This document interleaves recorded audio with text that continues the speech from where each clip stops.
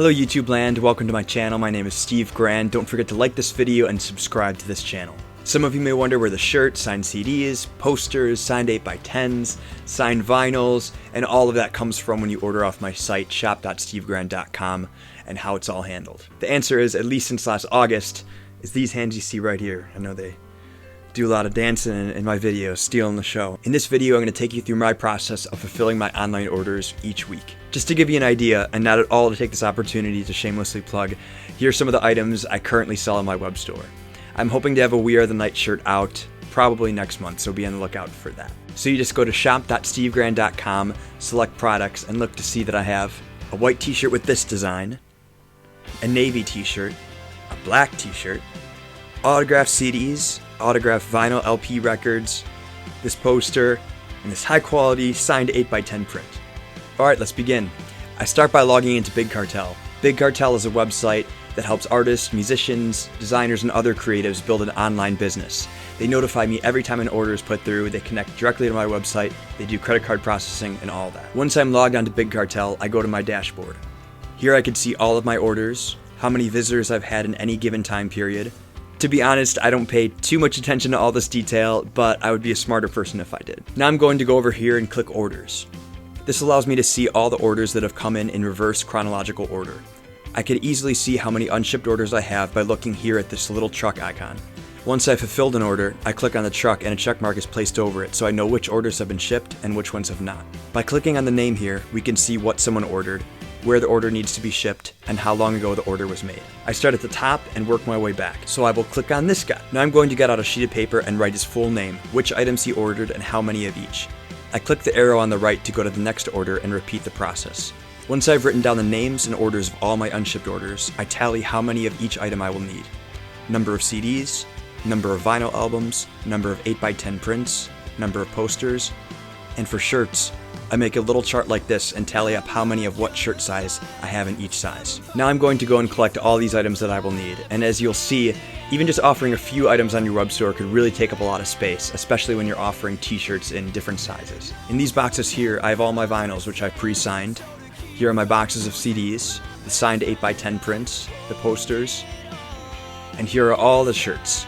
I finally took inventory of everything, so in each box I have the contents written down. In this bin you can see I have the white t-shirt design with 63 in the small size, 68 mediums, and 37 larges. So now I'm going to refer to my sheet so I know which of each I need. Once I take a shirt out, I make sure to subtract 1 from the number that tells me how many shirts in which size I have in the bin. So I have my Sharpie ready to do that. I then cross that item off the sheet that I brought with me, so I'm only grabbing what I need and not having to send things back. Not super sophisticated, I know, but this is just the process that I found that works for me. It's easy to stay organized this way and to know when I have to order more of what item again. Now I've collected all the items I will need for this week's orders. The quantity of orders I get varies quite a bit week to week, which is how often I get my orders out 99% of the time. Now lots of things affect how many orders I get in a given week. Right after a big video release or song release is when my orders jump up the most. How much press I'm getting and the kind of press that is also affects this number, as well as my social media activity. So all this stuff does matter to varying degrees. I haven't released anything for a couple weeks now, so this is a pretty good week of orders considering that. Now I'm going to need to collect all the shipping supplies I will need. I have the basics: shipping tape, my scale, scissors, black and silver Sharpies, page protectors for the 8x10 prints, cardstock, 8x10 envelopes in a box all ready to go here, so I bring that up. A lot of the stuff is already in the box that you see here, so I just toss the rest in and take this up. Now I'm going to refer to my order sheet that I made to know about how much of what kind of packaging supplies I will need. X number of orders have CDs, so I'm going to grab that same number of these little CD mailers I got from Staples. X number of orders have shirts, so I'm going to grab that number of these plastic sealer bags. X number of orders have 8x10 prints, so I'm grabbing that number of 11x12 mailers and cardstock. And it looks like I have a couple orders with multiple different things, so I'm going to grab a few different size boxes and padded envelopes for those. Now for the vinyl LPs, I had to get these special mailers. Vinyl is very large and fragile, so packaging it just right is really important. And here's how I get my vinyls ready. I grab my pre-signed vinyl, the vinyl mailer, packaging tape, a pre-cut piece of bubble wrap less than twice the height of the vinyl. Then I fold the box in as directed and set my vinyl in there. Lay out my piece of bubble wrap, fold the bubble wrap over, bring the sides in. While holding it down tight, I secure with a piece of tape there. Then a piece of tape there. And then a few pieces of tape around the rest of it. When you start adding up a few dimes worth of tape used, with a few quarters worth of bubble wrap, with a few cents of paper that is used to print the labels, with a few cents of ink used to print the labels, with the cardboard mailers, which are about $1 each, just in supplies. Before shipping costs, you could be $1, $2, $3 in expenses. And since I'm sending out a good amount of orders, using only the amount of inexpensive packaging products necessary could end up saving me a good amount of money in the long run that I could use to create new music, new videos, and new products for my website. So now that we have our vinyl LPs ready in the mailers, our shipping supplies, and all the other merch ready all together, I'm going to sign all the CDs that need to be signed. Just like I did with the vinyl before I package it in the mailer, I go down my list to see if anyone wants their CD personalized. Now this is something I haven't advertised before, but when people have asked me to do this, most of the time I've been able to do it. Now that I do it shipping on my own, I'm able to personalize it if the people ask. But I can't promise you it'll always be this way, so that's not something that I guarantee on the site. But probably for now, if you make an order and ask for something to be personalized, if you get the signed album or the signed vinyl and just want me to write to Mark or something, I could do that. But I can't guarantee that as part of the process, and I don't know if I'm gonna get in any legal trouble. But yeah, so just, if you want me to make it out to someone, if you feel like it has to be that way, email me at stevegrandmerch@gmail.com to see if I could do that.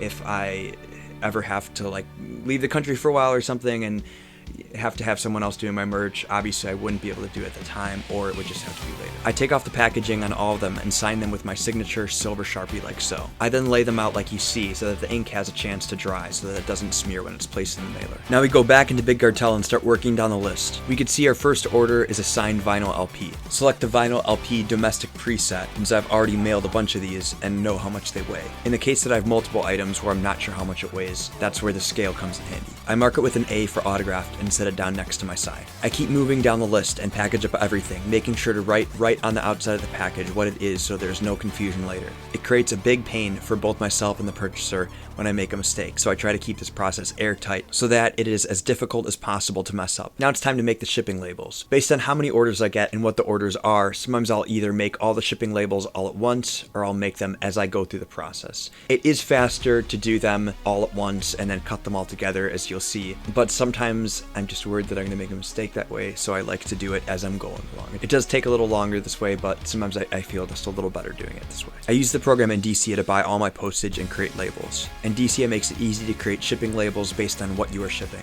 So I copy and paste the address of my first person from Big Cartel in this field here. I delete their email address from the order and click validate. This will confirm if it is a real shippable address. Now I go and see what they ordered. This first order is a vinyl LP. I've sent out a lot of those, so I created a preset and saved it to my favorites. When I click the preset for vinyl domestic, it knows that it's 2 pounds and charges me accordingly. So now my label is all prepared for shipping, so I go ahead and select prepare label for printing.